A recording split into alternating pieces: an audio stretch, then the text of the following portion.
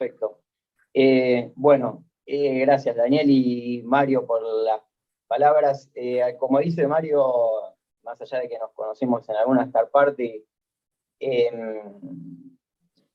mi lado aficionado, fundamentalmente yo soy y seguiré siendo un aficionado en el CAIFA, en el Club de Astronomía, que después al final les voy a mencionar algo.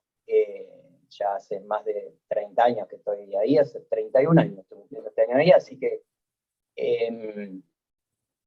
la parte de aficionado está descartada que viene por ahí, por eso me gusta siempre contar lo que en algún momento, cuando yo empecé a ir al CAIFA, me gustaba que me cuenten, o por dónde venían las preguntas, o las curiosidades, así que trato de compartir eso.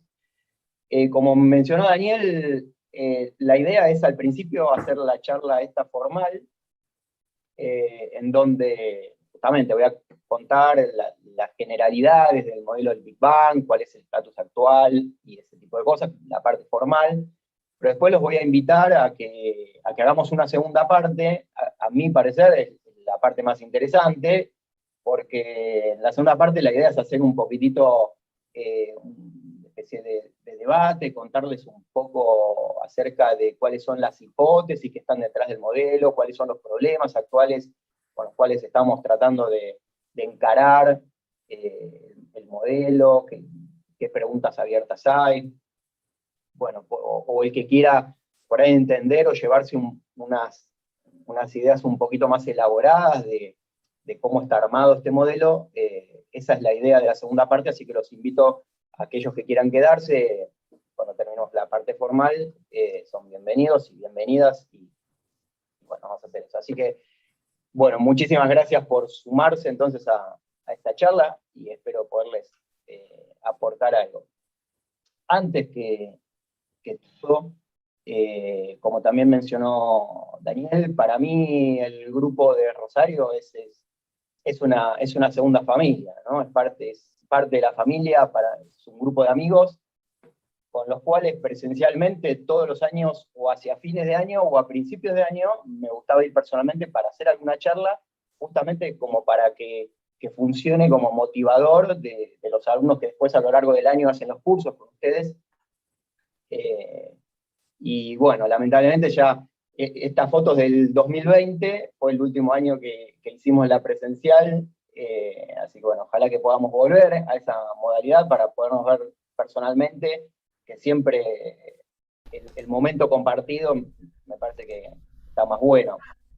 Así que bueno, y dentro de este grupo de amigos, quiero aprovechar la oportunidad para hacer mi homenaje a Suárez, que justamente en el año 2020 fue el último año que lo vi. Hicimos la charla en marzo del 2020, justo antes de la cuarentena. Así que bueno, quería tener este homenaje a Chicho porque fue justamente con el quien organizamos e hicimos todos los años, desde hace muchos años, algún evento ahí en Rosario para poderle llevar las novedades en el área de la cosmología. Bueno, entonces ahora sí vamos a la parte formal de la charla. Me gusta hacer esta motivación siempre al principio, porque un poquito la idea es que miren estas 4 imágenes que pongo acá. Y entonces la pregunta es, imagínense que ustedes pudieran viajar al pasado, tan solo un poquito más de 100 años atrás, pongamos el año 1900, ustedes viajan, y se les permite llevar con ustedes el mejor telescopio, con la mejor tecnología que tenemos hoy en el 2021, ustedes pueden viajar, se lo pueden llevar, y pueden hacer imágenes del cielo, empiezan a sacar imágenes, procesan imágenes, y obtienen, por ejemplo, estas 4 que estoy mostrando acá. En particular, la de arriba a la izquierda, es más de una imagen, son varias imágenes que se hace una especie de película a lo largo de varios años. Y la cuestión es, ¿qué pasaría si ustedes están en 1900 con el mejor telescopio sacando estas imágenes y quisieran tratar de explicarlas? Quisieran tratar de decir, bueno, esta película que con la que me armé las imágenes, veo que ahí están un montón de estrellas, como ven acá, estos puntos brillantes son estrellas, que están haciendo órbitas, están girando alrededor de esta cruz que está acá en el medio, en donde no hay nada. O sea, las estrellas parecen estar haciendo órbitas alrededor de nada. Alrededor de nada. ¿Ven? Están dando vueltas alrededor de nada. O sea, sacan fotos orientadas hacia el centro de nuestra galaxia, obtienen imágenes de estas estrellas que están girando alrededor de nada. A la derecha también le sacan una foto a un cúmulo de galaxias y de repente, cuando procesan la imagen, ven que aparecen como unos arcos, unos objetos deformados, con especie de arcos, formas de arcos así medio fantasmales. Y ustedes están en el año 1900 y se preguntan si será un problema del instrumento, un problema de la cámara, hay algo que salió mal, porque aparecen, además de las galaxias, cosas deformadas, y ustedes no sabrían explicárselo. Abajo a la derecha, por ejemplo, ustedes tienen la mejor tecnología y apuntan al centro de otra galaxia, y en el centro de la galaxia sacan esta imagen y encuentran con que hay como un disco más brillante, en el centro hay una zona oscura, tratan de explicarse eso, no lo pueden hacer. Y después, abajo a la izquierda, una imagen de tamaño relativamente chico en el cielo, pero se encuentran con que hay un montón de puntos brillantes, que cada uno de esos puntos es una galaxia, y ustedes se podrían preguntar por qué están dispersadas o distribuidas las galaxias de esa manera en el cielo, por qué no están todas arrinconadas en una esquina de la imagen, por qué están distribuidas de esa manera, cómo llegaron ahí. Bueno, ninguna de estas preguntas tendría respuesta en el año 1900. Ustedes tendrían las mejores imágenes, pero no sabrían explicarlas. Insisto con que tan solo pasaron, bueno, por ahí parece mucho, 120 años, pero tampoco es tanto, ¿no? Tampoco es tanto. Y el punto que uno se podría hacer es, bueno, todas estas imágenes, todas estas ciencias que uno trata de hacer, uno podría preguntarse si las puede explicar con las mismas leyes físicas. O sea, cuando uno toma imágenes y procesa esto y trata de explicarlas, uno las puede explicar con las mismas leyes físicas, porque si se ponen a pensar las leyes físicas que nosotros nos inventamos acá en la Tierra, concretamente las usamos para hacer experimentos en la Tierra. Solamente una vez, bueno, o en una circunstancia, fuimos a otro cuerpo celeste, que fue la Luna, con las misiones Apolo, en donde pudimos hacer experimentos in situ, personalmente, y chequear si las mismas leyes físicas que usamos en la Tierra funcionaban en la Luna. Uno lo da por supuesto, pero la realidad es que nunca habíamos ido hasta las misiones Apolo para probar in situ personalmente y que un humano haga un experimento en otro cuerpo celeste. Y es el único cuerpo celeste en que el humano ha ido a hacer experimentos personalmente y a testear las leyes físicas que usamos en la Tierra personalmente. Todas las demás comprobaciones o verificaciones que tenemos son de manera indirecta, con sondas espaciales que mandamos, o con antenas o con telescopios en el planeta Tierra, en donde colectamos luz o radiación en alguna frecuencia, tratamos de procesarla y tratamos de entender cuál es la información que está codificada en esa radiación que nos llega.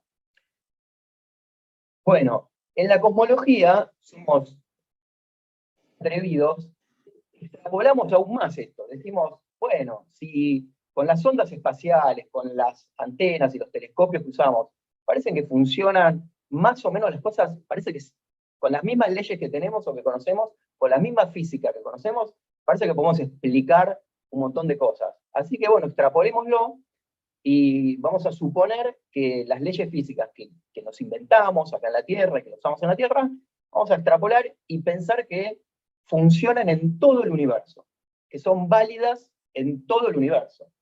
No tenemos manera de comprobar de vuelta personalmente eso. Así que vamos a suponer que es así, que valen en todo el universo, que todo fenómeno, todo evento que suceda en el universo es explicable con la física que conocemos nosotros acá en la Tierra. Y los cosmólogos lo que hacemos es justamente buscar describir cómo funciona el universo aplicando estas leyes físicas que nosotros nos hemos inventado a lo largo de muchos años. Dentro de esas leyes físicas o teorías físicas, la teoría física más importante para construir la cosmología, y de hecho para explicar esas 4 imágenes que yo les mostré al principio como motivación, vienen de la teoría de la relatividad general de Einstein, que data de 1915, así que un poquito más de 100 años, tan solo tiene un poquito más de 100 años. Esa teoría, la relatividad general, es con la que hoy en día describimos de la mejor manera todos los fenómenos gravitacionales. Todos los fenómenos gravitacionales. Estas ecuaciones, ahora, como voy a decir en esta siguiente imagen, estas ecuaciones nos relacionan aspectos bien distintos, en principio, antes de Einstein, ¿no? Nos relacionan la geometría con el contenido que hay en el espacio y en el tiempo. La geometría relacionada con el contenido, o sea, la materia y toda forma de energía que hay en ese espacio-tiempo. Cuando menciono la palabra geometría, fíjense la idea que es medir distancias. Cuando hablamos de geometría es, bueno, ¿cómo medimos distancias? Entonces la magia, lo importante, lo interesante, lo maravilloso que tiene la teoría de Einstein, de la relatividad general, es que justamente midiendo distancias, nosotros podemos saber nada más y nada menos de qué está hecho el universo. Porque podemos conocer el contenido de materia y de energía en el universo midiendo distancias. Así que sin tener que salir del planeta Tierra, podemos tratar de abordar y tratar de descifrar de qué está hecho el universo. Eso nos lo permiten las ecuaciones de Einstein de la relatividad general. Porque, insisto, nos relacionan la geometría del espacio-tiempo y su contenido. Bien, así que este es uno de los pilares, o el pilar más importante con el que vamos a construir, o con el que hemos construido a lo largo de las últimas décadas, de los últimos 100 años, la cosmología física, la cosmología moderna. Pero conocemos algunas cosas más a lo largo de todos estos años. También lo que conocemos es, aprendimos a analizar la luz, a analizar los espectros de los objetos que miramos con nuestros telescopios. Desde Schleifer, en 1912, se conoce que cuando uno descompone la luz de una galaxia distante, aparecen líneas oscuras, aparecen estas líneas del espectro. Estas líneas oscuras tienen que ver con elementos químicos, con átomos, sí, con átomos que están en esos objetos distantes que nosotros estamos mirando. Y entonces cuando miramos esta huella digital de los átomos que conocemos y miramos la luz de otras galaxias, entendemos que los mismos átomos que están acá en la Tierra y que hemos estudiado analizando los espectros, están en otros objetos, están en las galaxias, en la galaxia más lejana, parecen estar los mismos átomos con los que jugamos acá en la Tierra, o con los que tratamos de inventarnos cosas.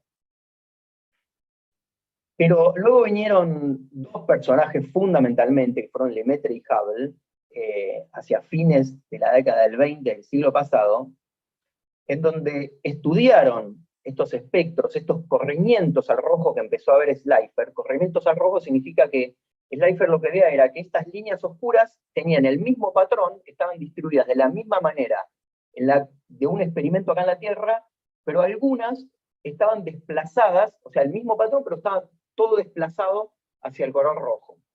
Y algunas otras galaxias presentaban corridas hacia el azul.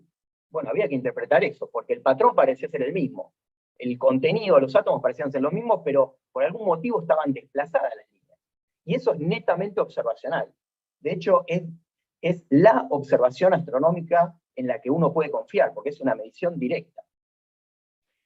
Como les decía, después vinieron estos 2 grandes personajes, fueron Lemaitre primero y después Hubble, en donde trataron de dar una interpretación a esto, al corrimiento al rojo que se observaba, utilizando también herramientas que empezaban a aparecer para esa época, de cómo medir distancias, cómo medir de alguna manera distancias a estas galaxias.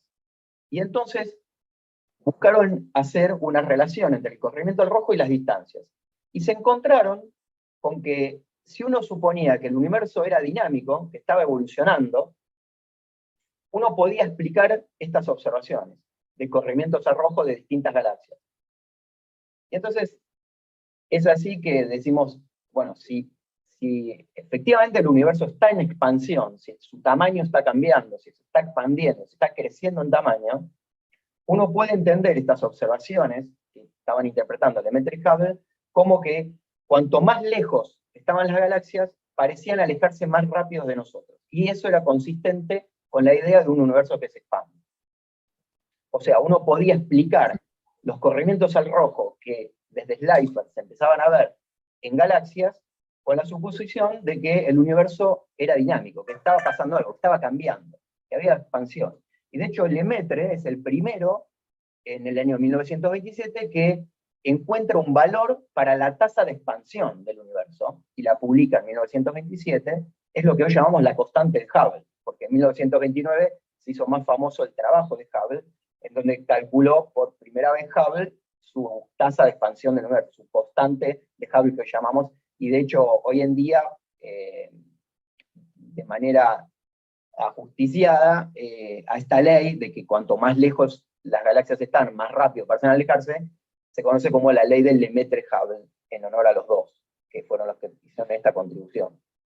Así que bueno, como para poner en contexto, entonces, porque la charla es acerca del modelo del Big Bang, voy a mencionar dos teorías que son los pilares teóricos fundamentales de todo el modelo que tenemos, del modelo moderno, cosmológico, que llamamos el Big Bang. Uno, como mencioné, es la teoría de la relatividad general, ¿sí? La teoría de la gravitación. Y por otro lado está la física cuántica, que también es otra de las grandes teorías físicas del siglo XX. Con estos dos pilares es que vamos a construirnos el modelo del Big Bang. Pero además hay algunos supuestos por ahí atrás, que son los que menciono acá, y es que solamente con la relatividad general uno no podría tener, uno puede tener un montón de soluciones cosmológicas. Hay una en particular, que es aquella de suponer que no hay dirección privilegiada en el universo y que no hay lugar privilegiado en el universo. Eso es suponer que el universo es isótropo y homogéneo. Esta suposición nos permite que con la relatividad general poder resolver las ecuaciones de Einstein, la relatividad general, y poder obtener una solución para la evolución del universo en función del contenido que haya dentro del universo, de una manera relativamente sencilla. Si no resolver las ecuaciones de Einstein, es tarea muy complicada.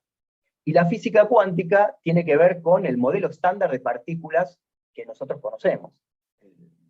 Todo el modelo estándar desarrollado también a lo largo del siglo XX y principios, bueno, también del siglo XXI, por supuesto, pero bueno, todo lo que conocemos del modelo estándar está involucrado en el modelo, porque de ahí, en algún momento de la historia del universo, toda esa física de partículas que nosotros conocemos en los aceleradores y en los laboratorios, en algún momento tuvo que haber surgido en el universo. Así que bueno, el modelo estándar tiene que estar como parte del modelo del Big Bang. Y ahí pongo más y un signo de preguntas porque, bueno, como vamos a ver ahora enseguida, hay muchas cosas en el modelo estándar cosmológico que no están dentro del modelo estándar. Y entonces estamos pensando que quizás haya que extender el modelo estándar de física de partículas. Bien, ahora yendo más en concreto al modelo del Big Bang, voy a plantearles uno de los problemas que el modelo tenía hasta la década del 80. Hasta la década del 80, el modelo del Big Bang técnicamente se llamaba el Big Bang caliente, era el modelo del Big Bang caliente, por una cuestión de que sospechábamos que si uno iba hacia atrás en el tiempo, en la evolución del universo, iba hacia atrás, el universo tenía que ser más caliente, tuvo que haber sido mucho más caliente que lo que es hoy en día, dicho de una manera muy genérica. Pero este modelo rápidamente uno puede ver que tiene un problema, entre otros, y es el siguiente. Y es que si nosotros miramos el cielo con algún instrumento en todas las direcciones, en todas las frecuencias que miremos, bueno, en particular unas que voy a mencionar ahora, pero unas observaciones que voy a mencionar ahora, pero si miramos el cielo, es muy parecido, muy parecido en todas las direcciones. No encontramos muchas más cantidades de galaxias en una dirección del cielo que miramos que si en otra. o si estudiamos la radiación que nos llega de todas las direcciones, vemos que es muy parecida en todas las direcciones. Y entonces esto presenta un problema en lo siguiente, y es que imagínense que por un momento vamos a quitarle algunas dimensiones al espacio para poder dibujarlas. Entonces imagínense que hoy nosotros estamos acá donde estoy marcando con el mouse, acá hay un satélite, nosotros estamos acá en el planeta Tierra, y estamos en esta sábana, que es como un corte temporal, ¿no? Hoy el universo es toda esa sábana, y sabemos que si el universo se estuvo expandiendo, estuvo creciendo en tamaño, la teoría de la relatividad nos dice que no podemos mirar todo lo que queremos, sino que hay una porción del espacio que nosotros podemos ver, y decimos, hay una porción del universo que está causalmente conectado, o sea, que en algún momento pudo influenciar con cuál es nuestro presente. Y eso está representado por este cono que está hacia atrás en el tiempo, porque como ustedes saben, ¿no? Cuando nosotros miramos con un telescopio hacia una galaxia distante, estamos mirando hacia atrás en el tiempo. Pero no podemos mirar todo lo que queremos. Tenemos un tamaño de universo visible. Y eso supongamos que está representado por esta región que está acá abajo. Entonces, este esquema quiere decir lo siguiente. La sábana de arriba de todo, esta pura, es nuestro presente, es el universo actual. Si nosotros miramos hacia atrás, tenemos información que nos llega de la luz, o sea, estos conos de luz, es la región que está causalmente conectada con nosotros hacia el pasado, es la luz que nosotros podemos observar con los telescopios.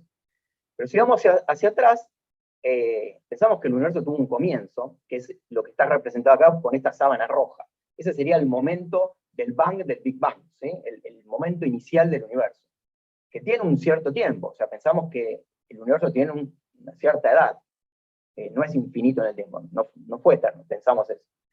Entonces tenemos una cierta cantidad que podemos mirar hacia atrás. Insisto, esto tiene un problema, y es que ustedes se quedan mirando el punto A y el punto B, en esta sábana que está un poquitito después del Big Bang, pongamos unos 400.000 años después del Big Bang. Si miran el punto A y el punto B, del cual a nosotros nos llega luz de esos puntos hoy, pero si van hacia el punto A y el punto B, hacia atrás en el tiempo, hasta la sábana roja, hasta el Bang del Big Bang, van a poder ver que los conos de luz del punto A y del punto B, o de este otro punto que está al lado, no se tocan, no han tenido tiempo de tocarse. Entonces no están conectados causalmente. O sea, el punto A y el punto B, y este punto C, digamos, que está acá al costado, si uno va hacia atrás al tiempo, no han tenido tiempo de tocarse y de mandarse información, y de ponerse de acuerdo en las propiedades físicas de los lugares del espacio en ese momento. Entonces, cuando hoy en día nosotros con un satélite miramos radiación que venga de la dirección del punto A y del punto B, en principio no tenemos manera de explicar por qué tienen las mismas propiedades, que es lo que sucede cuando nosotros miramos con nuestros instrumentos. Cuando miramos en las distintas direcciones del cielo, vemos que todo es muy parecido, tienen las propiedades muy parecidas. Ahora, ¿cómo es? O sea, de alguna manera se puso todas las regiones del universo de acuerdo para tener las mismas propiedades. Es como mucha casualidad, pareciera ser. Entonces, está bien, podría haber sido así. La condición inicial del universo fue tal que todas las regiones del espacio le pusieron justo de manera muy precisa todas las propiedades con los mismos valores. Bueno, sería mucha coincidencia. A uno le gustaría tener un modelo o una teoría que pudiera explicar eso y que no sea de una manera tan de casualidad. Bueno, este era uno de los problemas que tenía, que se conoce como el problema del horizonte, un problema que tenía el modelo del Big Bang caliente hasta la década de los 80. La idea que surgió es agregar el modelo del Big Bang caliente, agregarle una fase más, agregarle una partecita más de la historia al comienzo. Con Alan Guth y otras personas que están citadas ahí abajo, decía a principios de los 80, surgió la idea de proponer que al principio del universo, fíjense la escala de tiempos, ¿no? 10 a la menos 35 segundos, más o menos la escala de tiempo, muy al principio del universo, la idea fue agregar un periodo muy cortito, o sea que se enciende y se apaga muy rápido, agregar una expansión acelerada, que el universo en una breve fracción de segundo crezca mucho de golpe, de manera acelerada. Bueno, uno se puede convencer que agregar esa fase de expansión acelerada, que llamamos inflación, al principio del universo, soluciona este problema del horizonte y los otros problemas que tenía el modelo del Big Bang caliente hasta la década del 80. Pero el modelo inflacionario hoy en día no es conocido por haber resuelto estos problemas solamente, sino que aportó algo más importante para la cosmología, que fue otorgar un mecanismo que pueda explicar la generación de las semillas primordiales, la generación de las perturbaciones primordiales al principio del universo, que luego con la evolución y dada por la teoría de la gravitación, ¿sí?, por fenómenos gravitacionales, que después eso, la materia se congregue y forme objetos como estrellas, galaxias, cúmulos de galaxias. Pero en algún momento tuvieron que nacer las semillas primordiales de esas perturbaciones, las perturbaciones iniciales. Bueno, inflación en principio otorgaría un mecanismo para hacer esto, y algo más de eso voy a decir. Pero es el rol preponderante que hoy en día se le da al modelo inflacionario como parte del modelo. Entonces, ¿en qué consiste, cómo genera esa fase de expansión acelerada, que se encienda y se apague de la manera que resuelva todos estos problemas? Es suponiendo que en esa época bien temprana del universo existió un campo, como otros campos que conocemos, como el campo gravitatorio, el campo electromagnético, el campo de las interacciones nucleares. Bueno, existió otro campo que llamamos inflatón, cuya energía era la que dominó la evolución del universo en esa época. Y el hecho que haya dominado la energía de este campo es la que hizo, la energía de ese campo es la que hizo que el universo se expandiera de manera acelerada. Y les decía que resolvía los problemas. Bueno, en principio, por ejemplo, yo les mencioné el problema del horizonte, ¿cómo es que lo resuelve? Bueno, lo resuelve porque justamente si uno agrega esa fase acelerada al principio del universo, gráficamente lo que uno está haciendo es llevar la sábana roja, que era el comienzo del universo, un poquito hacia atrás en el tiempo. Es llevar esta sábana roja hacia donde está ahora esta sábana abajo de todo. Esta sábana roja, inflación, es como llevarla, agregarle una fase, un periodo previo al Big Bang caliente, en donde pasa inflación. O sea, desde la sábana de abajo de todo hasta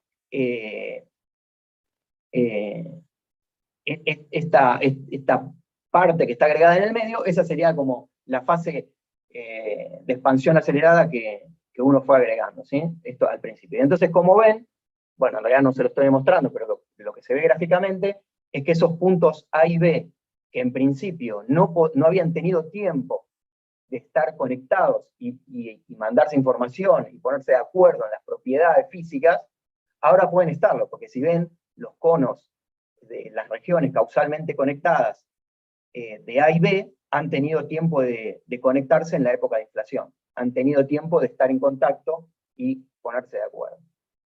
Bueno, como les decía, esta fase de inflación es agregar un campo, y esa descripción uno la hace con la teoría. Es una combinación de la teoría de la relatividad general con otra teoría exitosa, que es la teoría cuántica de campo. La combinación de las dos cosas nos permite entender la descripción matemática de esta fase temprana del universo. Pero también le dije, no solamente solucionar estos problemas agregando la expansión acelerada, sino que otorga un mecanismo para generar las semillas primordiales. Y esas, bueno, no de la manera moderna que uno conoce, pero la primera vez que aparece la mención de las palabras fluctuaciones cuánticas es con un trabajo de Zaharov en el 65, es este trabajo que menciono ahí, pero en el 65, pero recién en el principio de los 80 que empezó a tomar forma la manera con la que la conocemos hoy en día de generar las perturbaciones iniciales. Y ese puntapié inicial para toda la fase inflacionaria surgió en un encuentro que se hizo en Cambridge, en Reino Unido, entre junio y julio del 82, organizado por Stephen Hawking y Gary Gibbons, en donde, por ejemplo, esta es la carta de invitación, que es Stephen Hawking y Gibbons le envían a Alan Guth, que es uno de los padres de inflación, en donde le proponen hacer esta juntada para debatir problemas abiertos de la física, de la cosmología, y en particular este asuntito de cómo explicar los orígenes cuánticos de toda la materia que uno conoce en el universo. Y ese fue el puntapié inicial a partir del cual inflación empezó a tomar la preponderancia que hoy tiene dentro del modelo del Big Bang.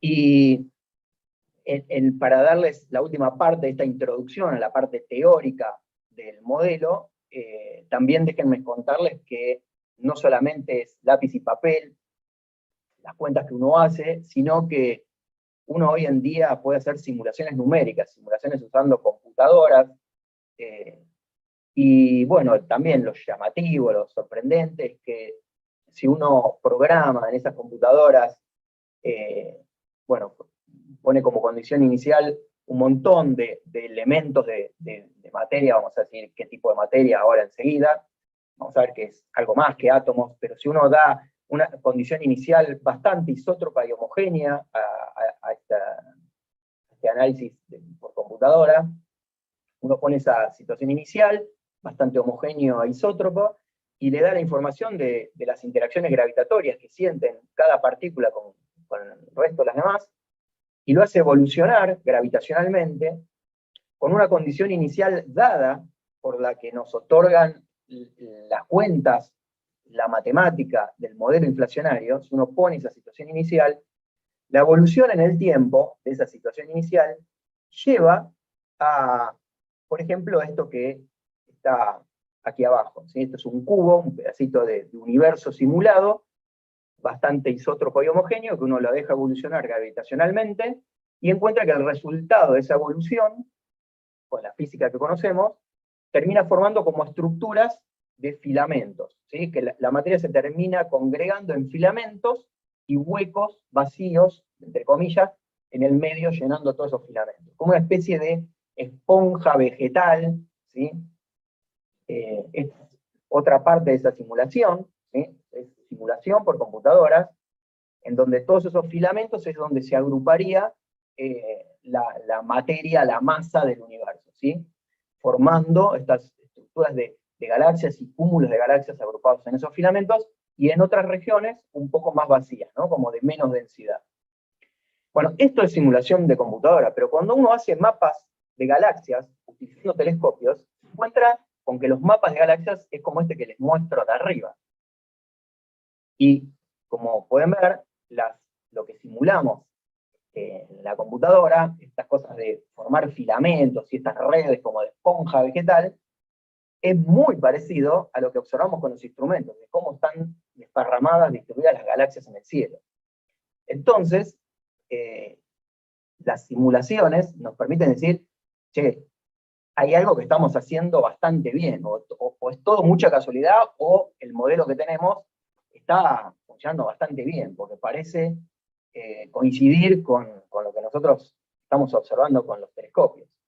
Entonces, resumiendo la idea teórica de cuál fue la historia, cuál pensamos que fue la historia del universo, a través del modelo del Big Bang, es, bueno, suponemos que el universo es dinámico, se expande, esa expansión hace que se enfríe, y ese enfriamiento permite que a los distintos tiempos, a las distintas épocas, sucedan distintos procesos físicos, que pasen cosas. Que pasen cosas, quiero decir que se formen galaxias, ¿sí? En las épocas más recientes se han formado galaxias, cúmulos de galaxias, ¿sí? Que es lo que está representado más o menos por esta zona, ¿no? Las galaxias, los cúmulos de galaxias. Y si vamos hacia atrás en el tiempo, nos encontramos, bueno, cuando empezaron a formarse las primeras estrellas, hasta los 380.000 años. De los 380.000 años hasta el día de hoy, es donde tenemos evidencias de manera directa, observacionalmente, del modelo. Desde los 380.000 años hasta el día de hoy, tenemos evidencias directas, con telescopios, con radiotelescopios, con todos los instrumentos que conocemos, analizando distintos tipos de luz, con distintas frecuencias, bueno, toda la física que uno se pueda imaginar, y trate de corroborar, de testearla de manera indirecta, de manera directa, es lo que hacemos desde los 380.000 años hasta el día de hoy. ¿Qué pasó a los 380.000 años? Bueno, el modelo nos dice, se tuvieron que formar recién a los 380.000 años los primeros átomos neutros, los primeros átomos de hidrógeno neutro. Y cuando eso sucedió, porque la temperatura era lo suficientemente baja para que pase eso, eran más o menos 3.000 Kelvin, cuando el universo tenía 3.000 Kelvin, los procesos físicos eran tales que se permitía que un electrón y un protón se combinen y forme un átomo de hidrógeno neutro. Y eso permitió otro proceso físico importante, y es que la radiación, que hasta ese entonces formando un fluido acoplado, ¿sí? Todos los ingredientes juntos, chocando todos con todos, la radiación y la materia, a los 380.000 años, cuando se empiezan a formar los primeros átomos neutros, es posible que la radiación se desacople de la materia, como que haga su vida propia, y se siga expandiendo y enfriando con el universo de manera independiente, ¿sí? Que siga su evolución de manera independiente. Y esa radiación es una predicción del modelo. El modelo dice, a partir de los 380.000 años, cuando los átomos se pudieran empezar a formar y el universo se enfrió lo suficiente, que tenía 3.000 Kelvin, la radiación podía empezar a viajar y a expandirse y a enfriarse libremente, y hoy deberías poder detectarla, esa radiación. Y podemos calcular con qué frecuencia uno debería poder detectar esa radiación hoy en día, que viene de cuando el universo tenía 380.000 años. Y hoy esa radiación debería estar en el rango de las microondas. Debería ser un fondo cósmico, porque vendría de todas las direcciones del cielo, en el rango de las microondas. Bueno, esa es una predicción que también podemos hacer. Si queremos ir un poquito antes, un poquito más atrás, en el modelo, la manera que tenemos de guiar la cosmología, el modelo del Big Bang, es de manera indirecta.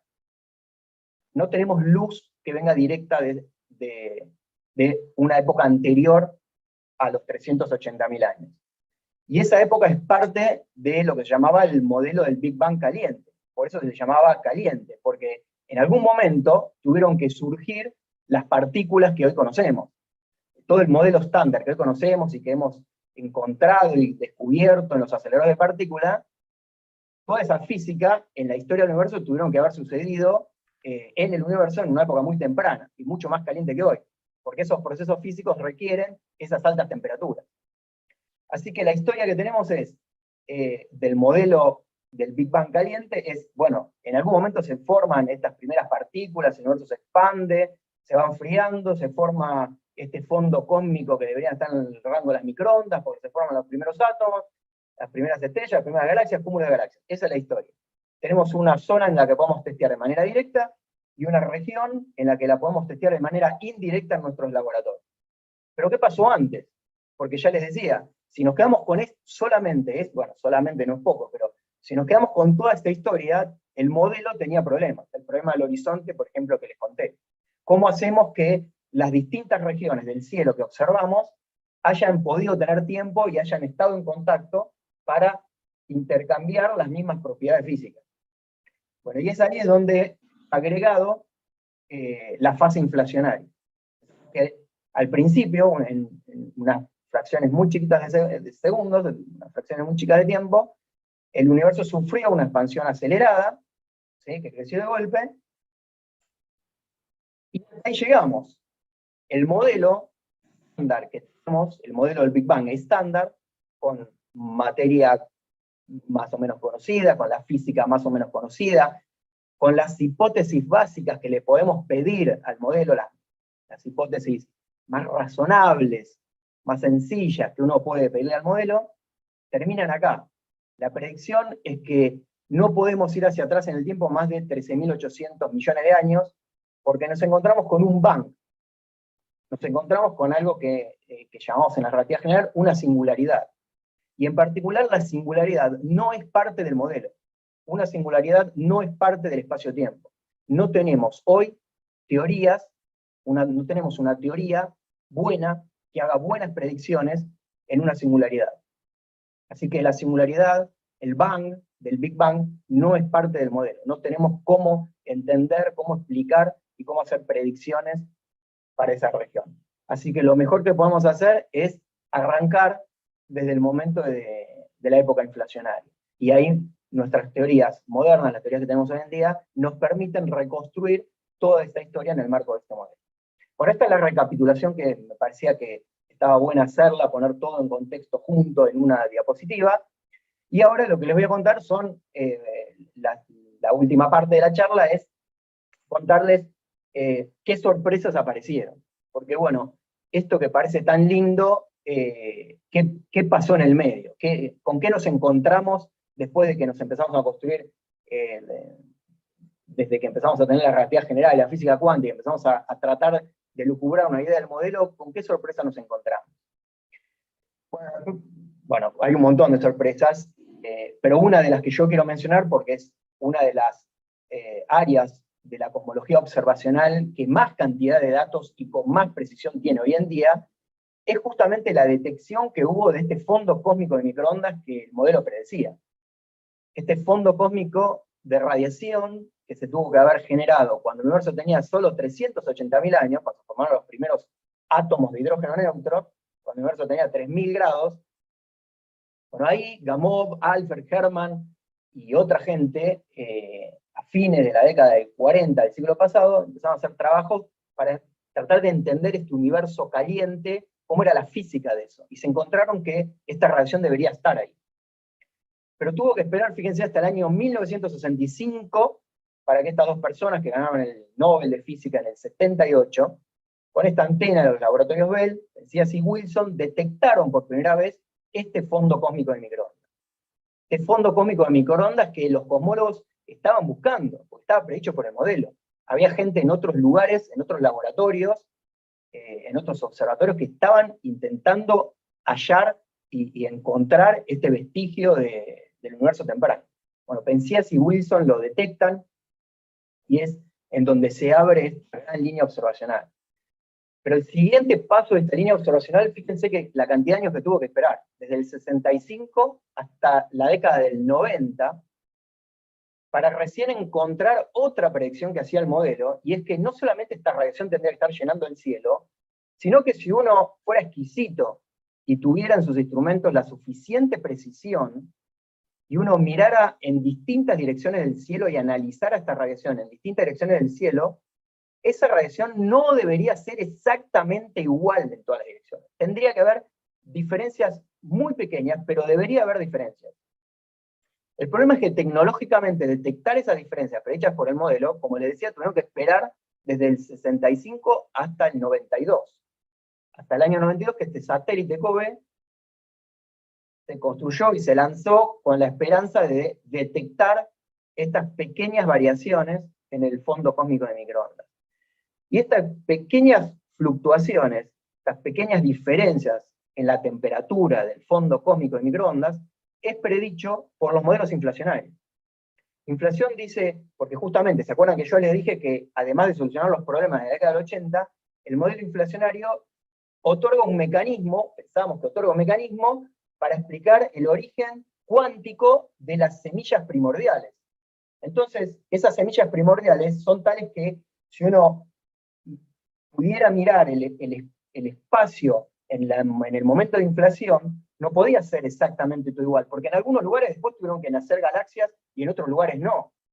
Porque cuando miramos en el cielo hay lugares en donde hay galaxias y en otros lugares no. Entonces el espacio no puede ser exactamente igual en todos los puntos. Tiene que haber lugares que son distintos, hay un poco más de densidad de materia que en otros. Bueno, esos lugares, si uno los apunta hoy y mira la radiación que viene de esos lugares, deberían ser un poquitito más calientes y más fríos, porque es la predicción del modelo inflacionario. Bueno, el punto es detectar eso. Bueno, entonces la idea fue observar toda la esfera celeste alrededor nuestro, toda la esfera celeste, la radiación que viene de todas las direcciones, y hacer un mapa. De la misma manera que con el globo terráqueo uno hace un mapa y lo proyecta en 2 dimensiones, como este que ven acá, es una proyección en 2 dimensiones, ¿no? De los océanos y los continentes.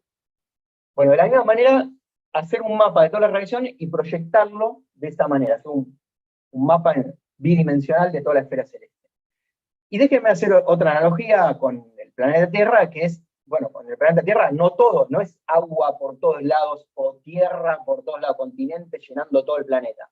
Hay lugares que tienen más densidad que otros. Bueno, con el cielo, con el fondo cósmico de microondas, debería pasar lo mismo. Deberíamos ver detectar en algunos lugares un poquitito más caliente, más frío que otros. Bueno, este satélite recién en la década del 90 pudo detectar estas variaciones de temperatura. Estas regiones están dibujadas, coloreadas, rojas, azules, son regiones un poco más calientes, un poco más frías. Así que el cielo, si uno lo mira con un poquito más de precisión, no es exactamente igual en todas las direcciones. Esas diferencias de colores, para que se den una idea, son muy chiquitas, son de millonésimas de Kelvin. Por eso tuvimos que esperar tanto tiempo para que la tecnología y la precisión de los instrumentos lograran detectar esto, ¿no? Hoy en día hubo otros satélites, además del COBE, y otros proyectos, globos aerostáticos, que midieron este fondo cósmico de microondas con más precisión. El satélite WMAP en el año 2003, el satélite Planck fue el último en 2013, y como ven esta comparación, fíjense el tamaño de las manchitas, el tamaño de las manchitas de colores, fíjense el tamaño de COBE eran más grandes que las de Planck, y eso tiene que ver con la resolución del satélite. A lo largo de las décadas, la resolución con la que uno ha medido este fondo cósmico de microondas es muchísimo, ha incrementado la precisión muchísimo. Y como les decía, son diferencias de microkelvin, ¿sí? Ahora, el asunto es que la cosmología no...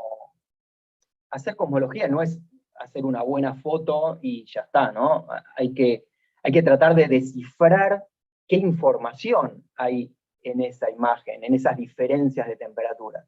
Entonces, para eso uno tiene que hacer un análisis estadístico de eso, y para ver si la distribución en la que tienen esas manchitas en las distintas direcciones del cielo, hay una información que se pueda decodificar, si hay algún mensaje que uno pueda sacar de esas observaciones.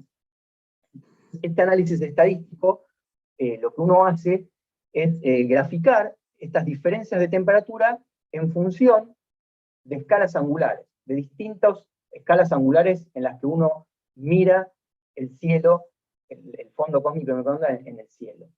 Entonces lo que encontramos es que para algunas escalas angulares hay diferencias de temperatura más grandes, hay como un pico acá, que está en rojo, y después hay otra serie de picos, pero hay una estructura, o sea, no es ni una línea horizontal, ni hay una estructura, parece haber una información que uno puede decodificar. Bueno, eso es justamente el modelo del Big Bang, tratar de descifrar estos datos observacionales del modelo del Big Bang. Porque justamente estas diferencias de temperatura, este patrón que hay en el cielo, de diferencias de temperatura en distintas direcciones del cielo, son las predichas por el modelo inflacionario.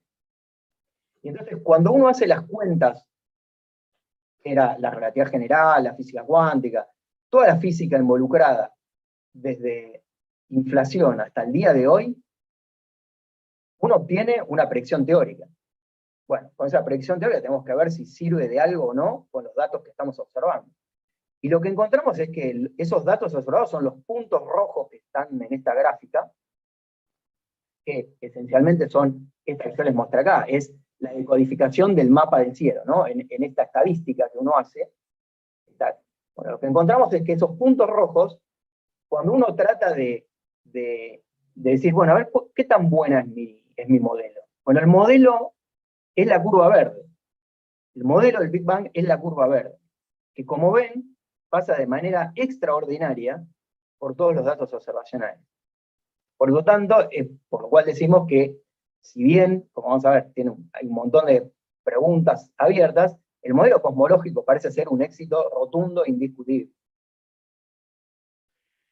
Ahora, y ese patrón, esa forma que tiene la curva, ¿cuál es la información que podemos decodificar? ¿Qué hay detrás de eso? ¿Qué información podemos sacar? Bueno, como les dije, el modelo es una combinación de toda la física que conocemos. La relatividad general y la física cuántica como pilares teóricos fundamentales están ahí, están en esa curva verde. Está el suponer que el universo es isótropo y homogéneo, está la fase inflacionaria del universo, está la suposición de que el universo se expande, ¿sí? Que el corrimiento al rojo es producto de una expansión del universo. Está toda la física del plasma que conocemos. Así que toda la física que conocemos, cuando uno la pone en juego para armar el modelo del Big Bang, se arma esta curva verde, la compara con los datos y parece magia. Lo estoy resumiendo un poquito y les estoy tratando de transmitir de manera exacerbada el éxito de este modelo, si bien tiene algunos problemas abiertos, ¿no? Pero, en principio, en cero, digamos, a nivel divulgativo, permítanme decirles que la verdad que el modelo que tenemos, hace 100 años no podíamos decir nada, y hoy la verdad que decimos un montón, podemos decir un montón, así que es una maravilla. Detrás de todo esto, insisto, está la relatividad general, que se acuerdan que nos relacionaba la geometría del espacio con el contenido. Y yo les decía, sin irnos de la Tierra, con un satélite, nosotros podemos medir distancia, podemos medir la geometría y saber de qué está hecho el universo. Así que, estudiando esta radiación, uno puede saber de qué está hecho el universo.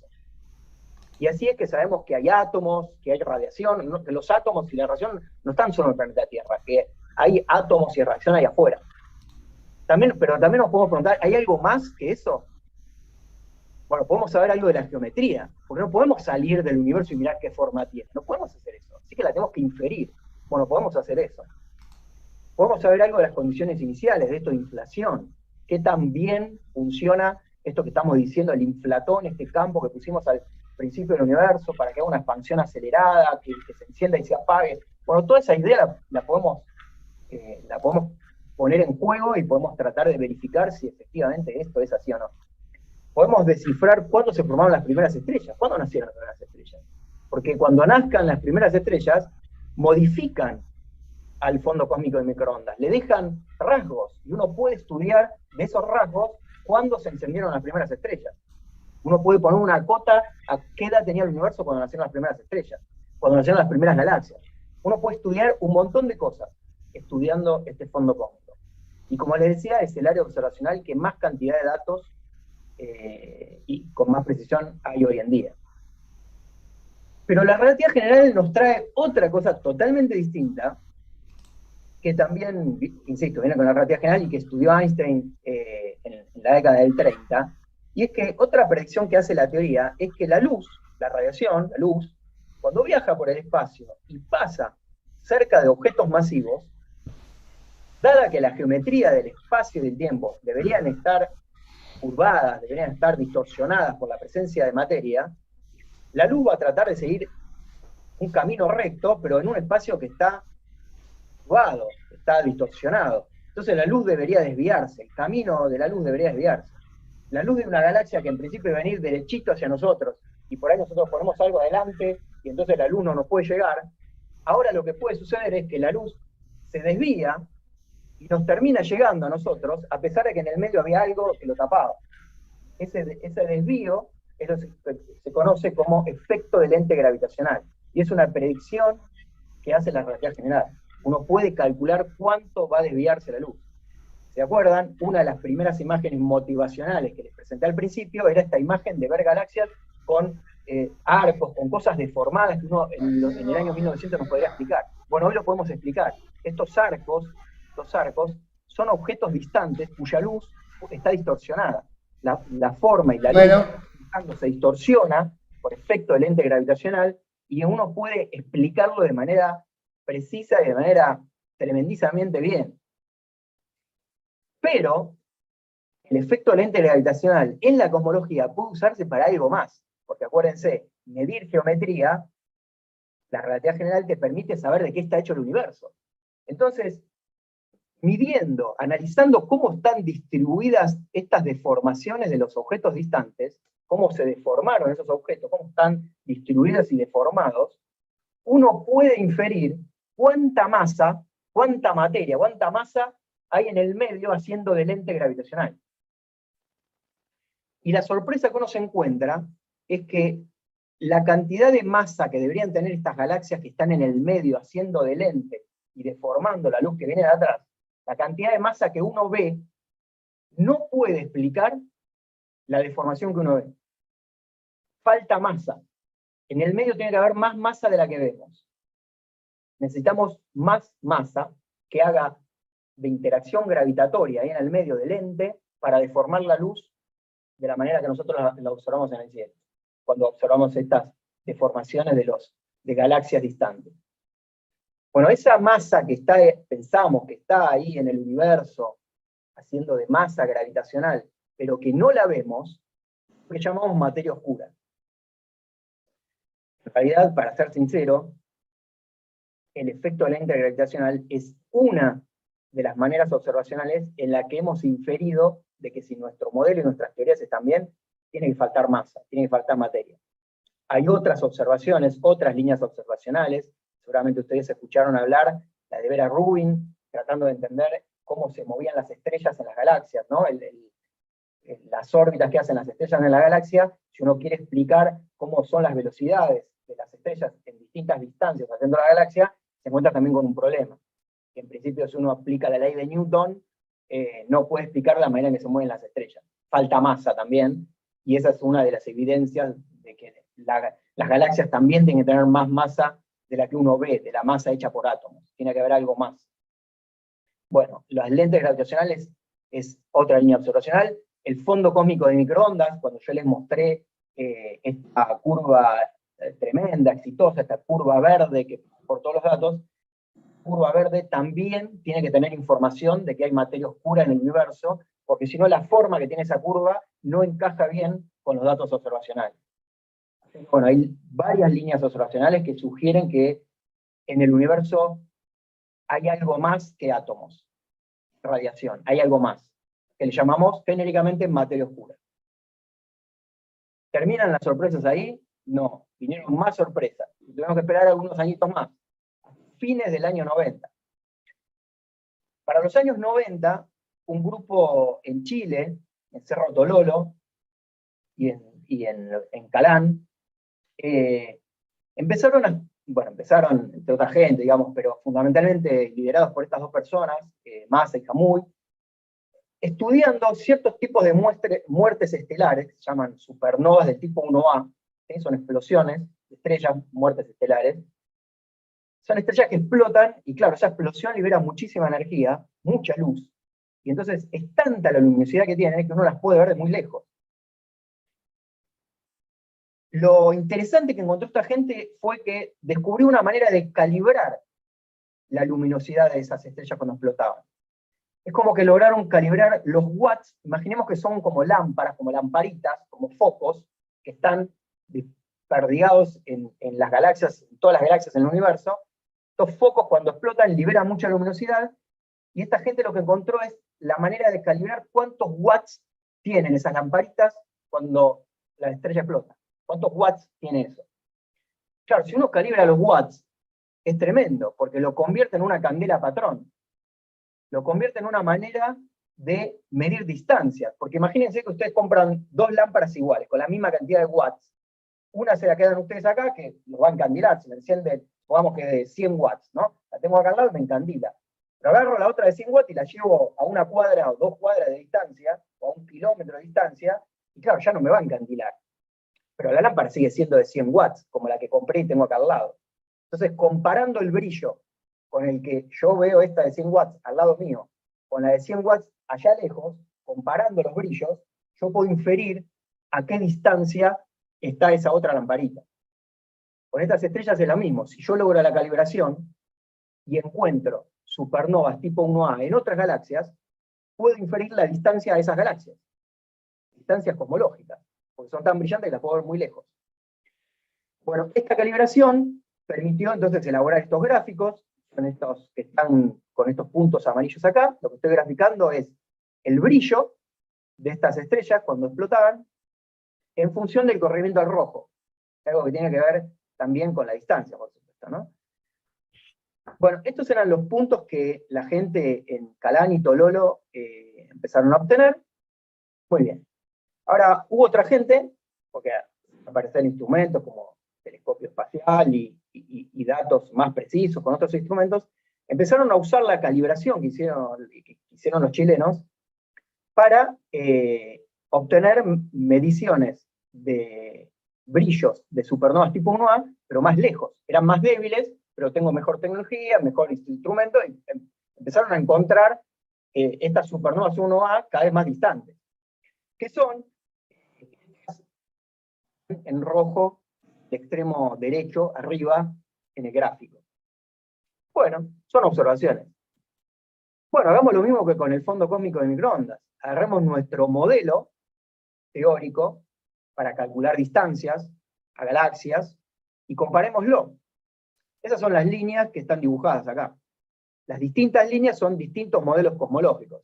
Quiero decir, poniendo un poco más, un poco menos de átomos, un poco más, un poco menos de materia oscura, un poco más, un poco menos de radiación, jugando con los ingredientes, yo tengo distintas curvas. Bueno, encontremos la que mejor pase por los datos del grupo de Chile y de estos otros grupos como Permuter y Adam Riess, que empezaron a obtener a fines de los 90 estas observaciones que están dibujadas en color rojo.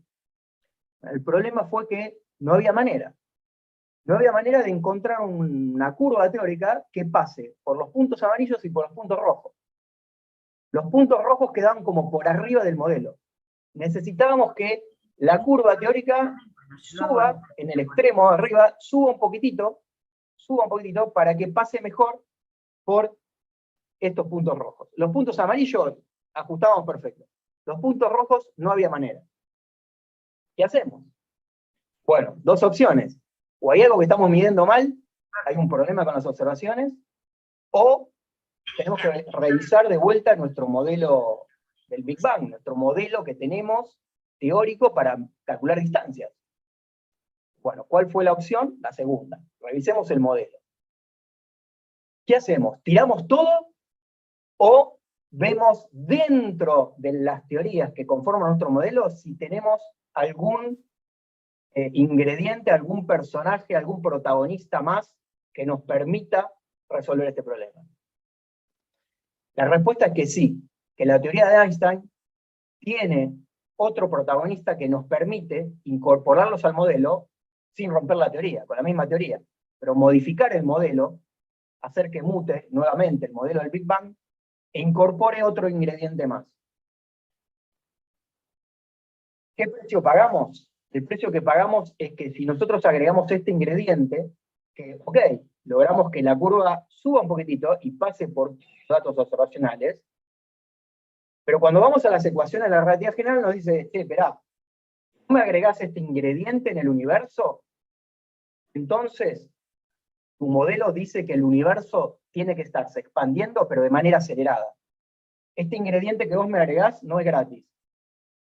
Va a provocar que entonces la expansión del universo sea de manera acelerada, o sea, cada vez más rápido. ¿Y qué pasa? ¿No lo sabíamos antes?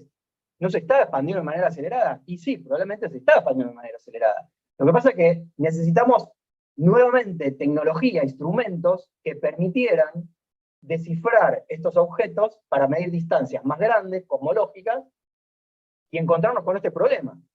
Y una vez encontrar con el problema, bueno, ¿cómo lo resolvemos? Bueno, la resolución fue por el lado, como les decía, de agregar este nuevo ingrediente, y que la teoría de Einstein nos dice, si agregamos este ingrediente, el universo se va a acelerar. Por este hallazgo se otorgó el premio de física en el año 2011 a 3 personas, Riess, Schmidt y Permuter, y este ingrediente nuevo que haría que el universo se expandiera de manera acelerada, es lo que hoy en día genéricamente se le llama energía oscura, que no tiene nada que ver con la materia oscura, ¿sí? Es un nuevo ingrediente, energía oscura. Está ahí, debería estar ahí, para que nuestras observaciones con el modelo encajen bien, y haría que el universo se expanda de manera acelerada. ¿Terminó la sorpresa ahí? No. Y para terminar con esta parte, les quiero contar que la siguiente sorpresa que apareció es que, nuevamente, una vez más, la relatividad general nos permite, midiendo geometría, midiendo distancias, saber de qué está hecho el universo. Bueno, estamos encontrando que hay átomos, que hay materia oscura, y ahora energía oscura. Bueno, ¿cuánta energía oscura debería haber en el universo para explicar las observaciones? Para explicar estas distancias a supernovas. Y ahí vino la otra sorpresa. Y es que hasta fines de los 90 nos estábamos perdiendo el 70% del universo. El 70% del contenido energético del universo, si nuestro modelo es correcto, y nuestras teorías con las que armamos ese modelo son correctas, 70% del contenido energético del universo debería estar en la forma de energía oscura, haciendo que el universo se expanda de manera acelerada en la actualidad. Tremendo. Bueno, la conclusión observacional que cuando combinamos distintas líneas observacionales, el fondo cósmico de microondas, las supernovas 1A, estas distancias, viendo cómo están distribuidas las galaxias, ¿sí? Haciendo estadística esa de cómo están distribuidas las galaxias, combinamos todo esto y es como les decía, es un panorama tremendo porque tenemos un montón de información y de datos que hace algunas décadas no teníamos ni soñábamos tener. Tenemos una cantidad de datos con una precisión asombrosa, pero el panorama, que es que cuando interpretamos esos datos en el marco de nuestro modelo, el modelo nos dice, mirá, no importa lo que vos me sigas encontrando, si vos me seguís encontrando planetas extrasolares, agujeros negros, todo lo que me encuentres por ahí, eso está hecho de átomos y a lo sumo es el 4%. Todas las observaciones parecen indicar que en todo el universo, o sea, todos los átomos conocidos de la tabla periódica, metés en el universo, llenando todo el universo, a lo sumo es el 4%. Y no solamente eso, solamente el 0,5% es lo que se ve, que brilla. Materia hecha de átomos que brilla. Además es gas, polvo, que no brilla. Y el resto, bueno, el resto es más de un 20% de materia oscura que está haciendo de masa gravitacional, pero no brilla, no la podemos ver con ningún instrumento. El 70% es esta energía oscura que hace que la expansión del universo hoy sea acelerada. Bueno, si bien les comenté recién con el fondo cósmico de microondas, que si uno compara los datos con la curva teórica del modelo, el modelo es exitosísimo, bueno, uno podría preguntarse si estos ingredientes oscuros que hemos tenido que ir incorporando al modelo, el modelo del Big Bang tuvo que ir mutando en las últimas décadas para ajustarse a estas observaciones nuevas que aparecían, uno podría preguntarse si estamos en problemas o no, ¿no? Si esto es un problema o qué parte no estamos entendiendo, ¿no? Así que bueno, para terminar esta primera parte, la primera parte formal, insisto, los que quieran después, hacemos una segunda parte para hilar un poquito fino en las hipótesis, el modelo, en estos problemas abiertos que hay. Déjenme concluir la charla con estas palabras finales, para condensar lo que dije en toda la charla. La primera cosa es que recordar entonces que tenemos un modelo teórico al que le llamamos Big Bang, con el que describimos de manera asombrosa, si bien parece ser bastante simplificado el modelo, pero describimos de manera asombrosa numerosas observaciones a la fecha, numerosas observaciones con precisión que jamás hubiéramos soñado. Con nuestros cálculos teóricos, con nuestras teorías, lo que hacemos los cosmólogos es tratar de entender qué fue lo que pasó y cómo pensamos que funciona el universo como un todo. Esa es la cosmología, ¿no? Tratar de entender el funcionamiento del universo como un todo, a gran escala. Pero fíjense que, como hemos visto en la charla, nuestro conocimiento a lo largo de las últimas décadas ha incrementado notablemente la cantidad de datos, la precisión. Sin embargo, parece que nuestro entendimiento de esto que hemos conocido, de esto que hemos empezado a conocer mucho más y con más precisión, parece estar algo estancado. Como que el entendimiento no parece ir a la misma velocidad de la cantidad de datos y el conocimiento que estamos incorporando. Algunos interrogantes abiertos que tenemos en el modelo. Algunos, vamos a hacer una lista larga, pero déjenme mencionar algunos. Una pregunta es, ¿qué es y cómo surgió el espacio-tiempo que describe la teoría de Einstein? ¿Qué es y cómo surgió? Porque la teoría de Einstein da por sentado que eso tenemos una manera de escribir matemática. El espacio-tiempo es una descripción matemática que nosotros nos construimos para explicar las cosas que pasan ahí adentro. Pero la esencia, la naturaleza del espacio-tiempo, no tenemos una teoría que nos diga eso. Sabemos cómo surgió el espacio-tiempo. Las preguntas son si existen realmente la materia y la energía oscura, y si existen, ¿qué son? ¿Hay algún indicio observacional de que nos indique que tenemos que buscar nueva física, nuevas teorías físicas? Bueno, hay algunas líneas observacionales que en las últimas décadas, pocas décadas, parecen generar una cierta tensión de acuerdo a cómo uno utilice los datos o dependiendo de qué línea observacional viene. Una de ellas tiene que ver en la manera en que uno mide la expansión, la tasa de expansión del universo, la constante de Hubble. Parece haber una tensión entre distintas maneras de medir la tasa de expansión del universo. No parecen coincidir en el mismo valor. Eso significa que el universo puede ser más viejo, más joven, ¿sí?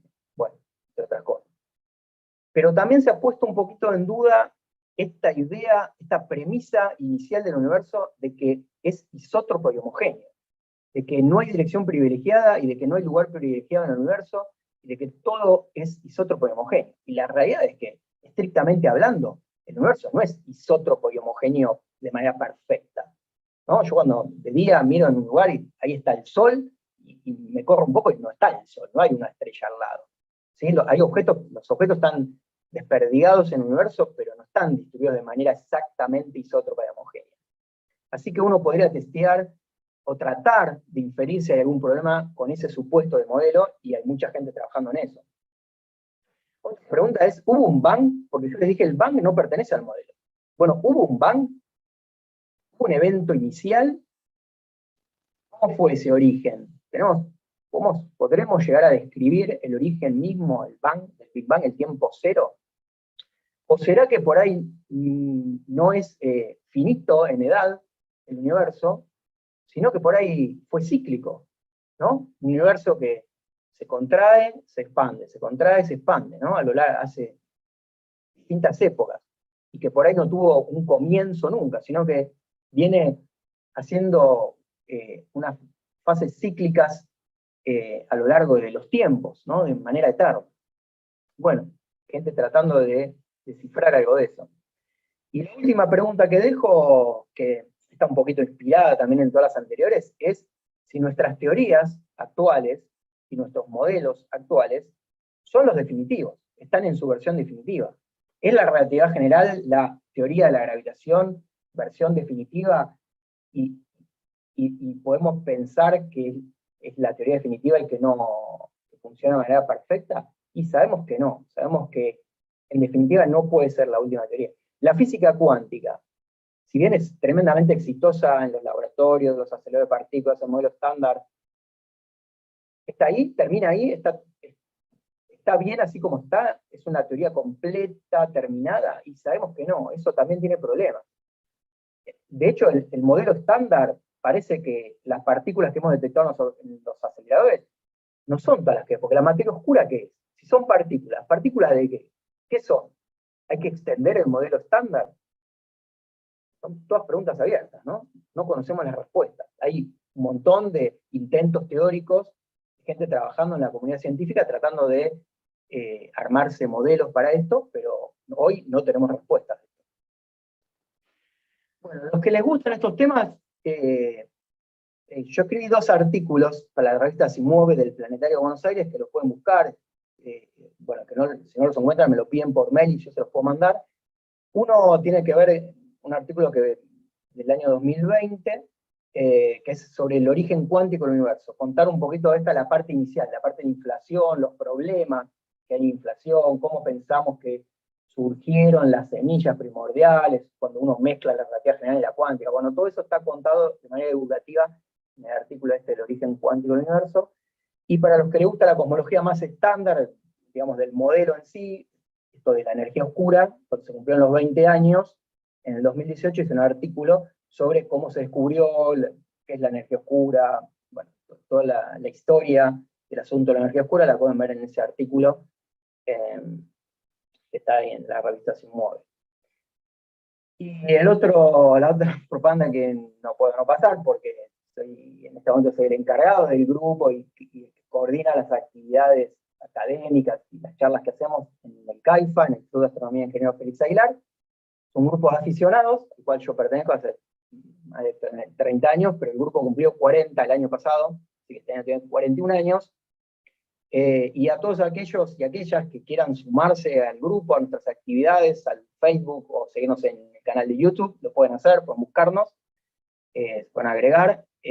ahí tratamos de hacer charlas, conferencias, bueno, hablamos de todos estos temas y otros temas. Así que bueno, los invito a los que quieran sumarse a este grupo, son bienvenidos y bienvenidas. Así que bueno, acá termino la parte formal, y acá les dejo los datos, ahí está mi email para que quiera ponerse en contacto y quiera comentar algo, y está la página del CAIFA. Así que bueno, una vez más le doy las gracias a todos por sumarse, por sumarse a este encuentro. Y ahora, entonces, terminamos la parte formal de la charla acá, y iniciamos parte de preguntas. Yo traje algunas cosas, pero bueno, las debatimos entonces ahora en esta segunda parte. Bueno, excelente, Gabriel, muchas gracias. Entonces, le agradecemos a los que hayan visto la charla a través del canal de YouTube de la asociación. Acá terminamos la parte, como decía Gabriel, formal, y nos quedamos un ratito en el Zoom discutiendo. Excelente, Gaby.